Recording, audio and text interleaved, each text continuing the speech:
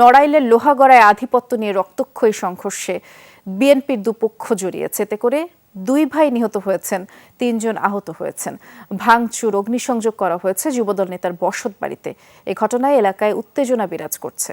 এলো ভিশন মুশকিল আসান অফার। যে কোনো ব্র্যান্ডের পুরনো ফ্রিজ নিয়ে চলে আসুন ভিশন শোরুমে আর নিয়ে যান নতুন ভিশন ফ্রিজ 20% পর্যন্ত ছাড়।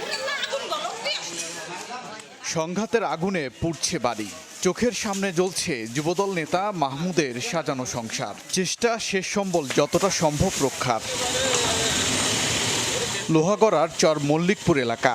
আধিপত্য নিয়ে উপজেলা যুবদলের আহ্বায়ক মাহমুদুল আলমের সাথে বিরোধ চলছিল জেলা বিএনপির সাংগঠনিক সম্পাদক SM ফেরদৌসের। এরই জেরে সকালে সংঘর্ষে জড়ায় দুপক্ষের লোকজন। ভাঙচুরের পর আগুন দেওয়া হয় মাহমুদের বাড়িতে। নিয়ে যে এটা কেন্দ্র করে অস্ত্রপাতি বানাবানি এগুলো করে মনে করেন যে এগুলো গুছাই রাখছে। সেনাবাহিনী জিওনো মহোদয় এবং আমাদের পুলিশের পার্টি মিলে তাদের 2 পক্ষ নিয়ে বসে আশ্বস্ত করে যে তারা কোনো ঝামেলা করবে না। এটা আশ্বস্ত হওয়ার পর আমরা সবাই সরে যাই, কিন্তু অদ্য সকালবেলায় তারা 2 পক্ষ আবার ঝামেলা জড়িয়ে পড়ে।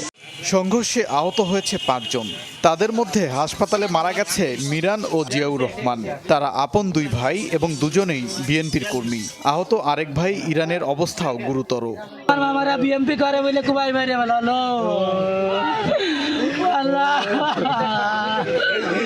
আমরা চেষ্টা করতেছি যেটা হয়ে গেছে, কিন্তু যাদের আর কোনো জানমালের ক্ষতি না হয়, কোনো বাড়িঘর ধ্বংস না হয়, সেই রক্ষার্থে আমরা এখানে সেনাবাহিনী ইউনো মহোদয় এবং আমরা সবাই এখানে আছি।